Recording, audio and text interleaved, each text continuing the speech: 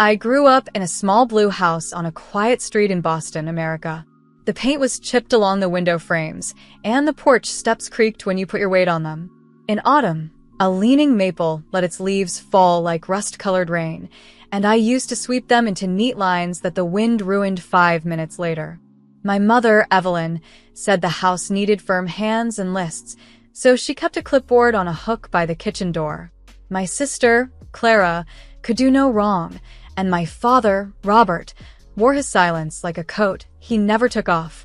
It was a house where dinner was on time, and feelings were late or never came. I slept in a room at the back that caught the morning light. The walls were the color of salt, the floor old and smooth. As a child, I pressed my ear to the boards at night and listened to the house breathe. The boiler clicking, the pipes knocking, the soft shush of leaves against the siding. When I got older, I learned the house made other sounds. The careful hush after a lie, the fast, bright laughter when my mother praised Clara, and the cool, even tone she saved for me, like a line drawn on paper too straight to be kind.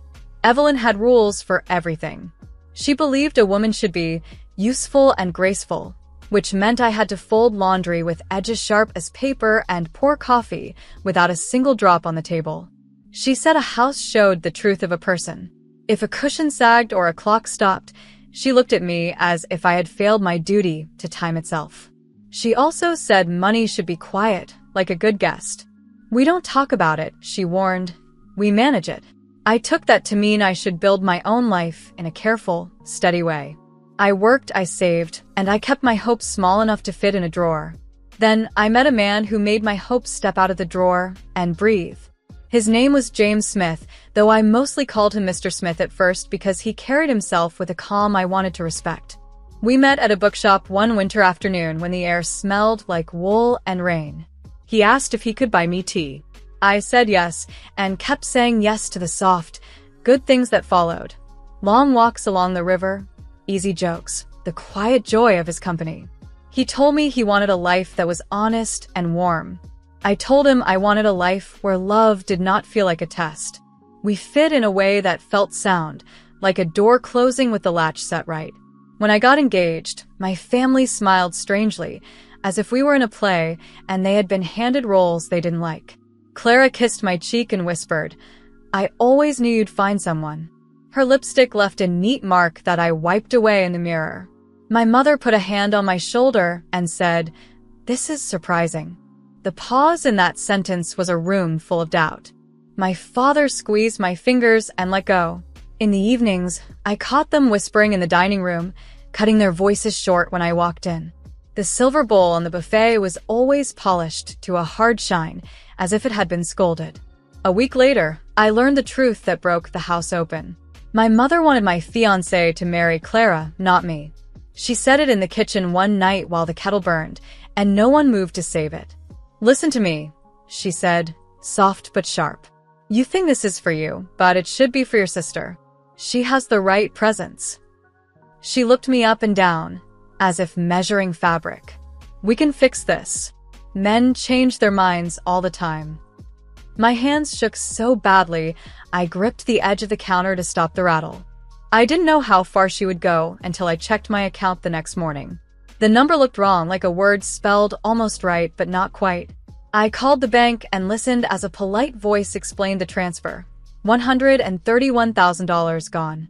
The woman on the line recited dates and approvals in a tone that made it sound normal. It was not normal. It was theft. It was my mother. I saw her signature in my mind, clear as ink drying on a page. I walked home and found her at the dining table, the silver bowl throwing little moons of light on the ceiling. "You took my money," I said, my voice low and flat. She didn't flinch. "For family needs," she replied. "You'll understand when you're older," I told her. I was old enough now. She set her napkin down with care, as if that mattered more than my heart cracking in my chest. "You won't get married," she told me. "Your sister will." The sentence lay over my life like a heavy sheet. I went upstairs and closed my door. I held the printed statement in both hands until the paper went soft. I thought about every hour I had worked, every small thing I had given up to save. I thought about how love had made me bold and how fear could make me small again. Then I felt something steady rise in me, something that did not ask for permission. If they could take money, they could take more. If they could name my future for me, they would, and they already had tried. I sat on the floor by the bed, let the light move across the wall, and made a list that was not for the house but for myself. Tell the truth. Keep the ring. Call James. Do not beg. Do not bend. I pressed my palm against the floor and felt the boards hold me up. The house could breathe and sigh and judge. It could not decide who I would be. I would. I stood, wiped my face with the heel of my hand, and chose my next breath like it was the first one I owned. Clara's wedding day came fast, like a train that skips your stop. The church stood bright against a clean blue sky in Boston, America. Its white steps swept so often they looked new. Bells rang and made the air shake. I wore a plain blue dress with a careful hem I stitched myself the night before. It fit me like a promise. Simple, true mine. I took a seat near the back, where I could see without being seen. From there, I watched bouquets pass like clouds, roses tight as fists, ribbons tied in perfect loops. Everything was tidy and shining, the way my mother liked it. My mother, Evelyn, floated down the aisle before the ceremony, giving orders with a smile that felt like a small knife. She did not meet my eyes. My father, Robert, stood near the front and checked his watch, a habit that made time feel like a scold. My Aunt Diana leaned toward Grace and whispered that I had lost my chance, and they both pressed their lips in the shape of pity. I let their words move past me like cold air. I thought in my own list, tell the truth, keep the ring, call James, and I held on to it the way a swimmer holds the side of the pool when the water rises. Clara arrived wrapped in silk, the dress cut to make the room look at her and not look away. She smelled like sweet powder and new money. Later, I would hear that the gown had come from a London designer and cost $12,000, which seemed like a price for a car, not a dress, but the number fit the day. Bold, bright, a little loud. Clara paused at my row. She bent her head as if to kiss me on the cheek and then laughed softly, the kind of laugh that points at you. Don't worry, Teresa, she said.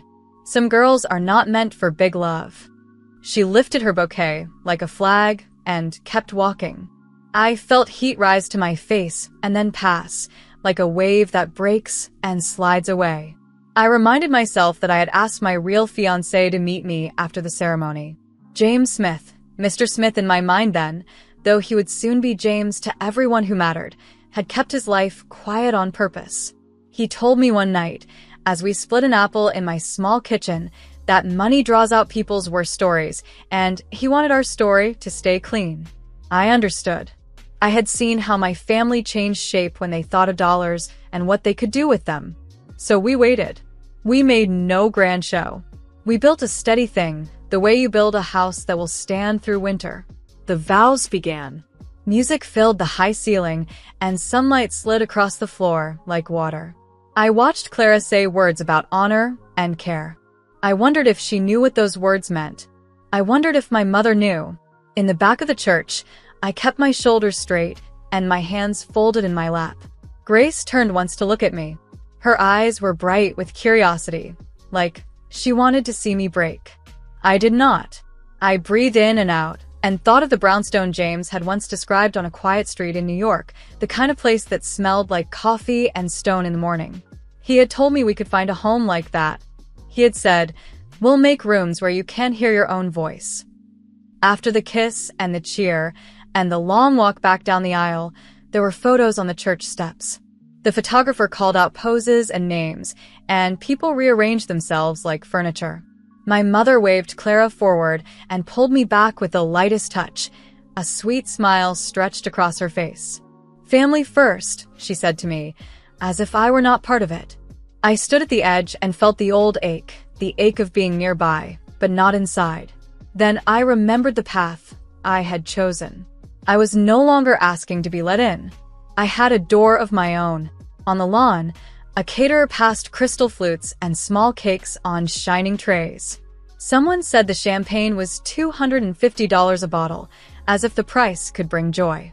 Diana leaned close and asked if I had found something sensible to do, now that my engagement had changed. I looked at her, at the soft skin at the corner of her eyes, at the way a mean thought made her mouth tilt. "Yes," I said. "I've found something very sensible." She blinked, confused, and smiled as if I had paid her a compliment. Clara's laughter lifted again from a ring of bridesmaids, bright and easy, as if it had never hurt a soul. I slipped away to the side path lined with boxwoods and checked my phone. One message from James. "I'm here. Take your time. I'm by the old elm." His care lived in the quiet parts of sentences, the way he never rushed me, the way he left space. I felt a calm settle over me, the kind that makes your spine feel like a straight beam in a good house. I put the phone in my bag and walked back toward the crowd, ready to stand where I needed to stand and say what I needed to say. When I returned, my mother was telling a group of guests that Clara had always been the light of our home. She lifted her glass and nodded toward me without saying my name. I thought of the map of my life, the small blue house in Boston, the studio I dreamed of starting in Chicago, the future trip to Europe I would take on my own terms, with my own $5,000 saved for the ticket and the room. I thought of how love had taught me to draw my own borders. The bells began to ring again, calling everyone toward the cars. People started to move, and the air shifted. I stepped into the center of the lawn and raised my voice just enough to carry. "I have someone to meet after the photos," I said, not to anyone and to everyone. "Someone important to me." A few faces turned. Clara rolled her eyes. My mother's smile held still, but the corners of it trembled, as if they were tired. I felt no tremble in me. The path to the old elm waited in the sun. I smoothed the skirt of my blue dress, held my head level with the horizon, and walked forward into the part of the day that belonged to me. Outside the church, the sun pressed warm on the old red bricks, and the steps shone from many shoes. People drifted into groups the way iron filings follow a magnet, toward Clara, toward my mother, toward the camera. The photographer called out names as if arranging furniture. I stood a few paces off, near a hedge of boxwood, and watched the day move without me. The bells had stopped. The quiet felt like a held breath. I smoothed the skirt of my blue dress and walked forward until I stood on the top step, level with the front doors and the bright white columns. "I have something to say," I told my family. They turned, but only with their eyes. My mother, Evelyn, kept her smile in place and let it sharpen. My father, Robert, pinched the bridge of his nose as if I were late to a lesson he had already taught. Clara glanced down at her bouquet, then up at me, and let a small laugh fall into the warm air. Aunt Diana leaned to Grace and whispered a question I did not need to hear. Someone coughed. The photographer waited, bored, his finger resting on the button. From the street below, a quiet hum grew louder, the sound of good tires on clean pavement. A black car slid to the curb and rested there in a way that did not ask for space. It simply had it. The driver stepped out and opened the rear door. A man in a dark suit, simple and clean, swung his feet to the ground and stood. He did not hurry. He straightened his jacket, looked up at the church, and then found me as if there was no one else in the world. I felt my breath steady. The day turned in my direction. I came down the steps to meet him. His hand found mine, easy and known, and I felt the old fear fall through a hole in the floor. We turned back to the crowd together, shoulder to shoulder. "Everyone," I said, and my voice did not shake. "Meet my real fiancé. This is Mr. Smith, a billionaire." The word billionaire landed like a glass bell in the middle of the steps. Silence rang out. My mother's mouth opened a little, like a door that had not been used in years. Clara gripped her bouquet too hard, and the stems snapped with a soft, wet sound. My father's face held steady, but his eyes flicked left and right, counting exits. Aunt Diana made a small O with her lips. Grace set her hand to her throat as if she had swallowed a stone. James moved with a calm that made space for other people's shock. He introduced himself to each person the way a good host would, steady and warm. He shook my father's hand and held it a second longer than needed, the kind of hold that says, "I see you." He nodded to my mother. "Mrs. Carter," he said, and she gave him the smile she once saved for bankers. He touched the edge of Clara's bouquet, as if to rescue it from her grip, then let it be. When he reached Diana and Grace, he thanked them for looking after the family festivities. He said the word family so gently it felt like a reminder, not a claim. I asked Teresa to keep me private, he told them, and his voice was soft enough to pull people closer.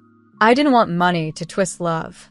He turned to me, and the bright day felt like a room with a door I could close behind us. Are you ready? I am, I said. The words were simple and strong, like a beam under a roof. Behind us, the photographer cleared his throat and suggested a picture with the happy couple, if this is a moment to celebrate. My mother's eyes flashed, some quick math running behind them, numbers turning, choices rearranging. She reached out as if to touch my elbow, then let her hand fall. Teresa, she said, be sensible.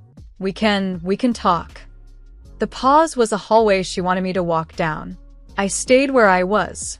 Clara found her voice. So this is your game, she said, and the words were sweet at the edges and bitter in the middle. You bring a rich man to my wedding to make a scene. She looked James over in a way that counted, not admired. How very clever of you. Not a scene, I answered. Just the truth. The driver brought up a small envelope, cream paper, my name written in James's clear hand. It held a folded deed copy, the proof of the brownstone we had put under both our names in New York, America. The purchase price, for $1,200,000, sat on the page like a plain fact. Walls, windows, a kitchen with clean stone. Below it, another paper, a trust in my name with $3 million, not for show but for safety. They were not shields, they were keys. I did not hold them up. I did not need to. The weight of their truth lived in my spine. My father took a step toward me. We made mistakes, he said, softer than I had heard him speak in years. Let's not add one more. I thought of the day my mother took $131,000 from me and called it family needs, the way a thief hides a hand in a silk glove. I thought of Clara's line, some girls are not meant for big love, and how I had learned to answer my own life with my own voice. I'm not adding anything, I said. I'm subtracting what hurts. James squeezed my fingers, then let go so I could stand on my own feet in front of the people who had once told me who I was. I lifted my chin and looked across the steps, face to face, and felt a calm drop through me like a plumb line finding true. I wish you well, I said. But I am not staying in a story where love is counted like coins. Clara laughed again, but it was a thin sound now, not the bright ribbon she had thrown around the morning. You'll come back, she said. Everyone comes back. My mother said nothing. She stared at the car as if it were a ship with no gangplank. We won't, James answered, smiling without heat. We're going home. Home, to me, was not only an address or a deed. It was the way he said we and meant it with his whole chest. It was a kitchen that would smell like coffee and toast while I sketched designs for a studio in Chicago, where I would pay my team fair salaries, $85,000 to start, because steadiness is a form of love.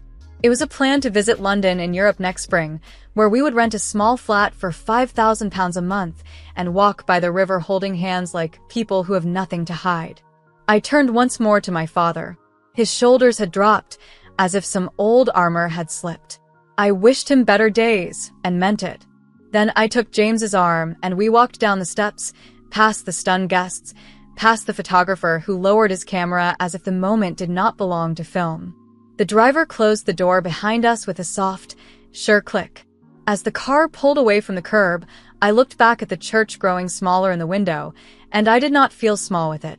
I felt right-sized to my own life. James laced his fingers with mine. No rush, he said. Just forward.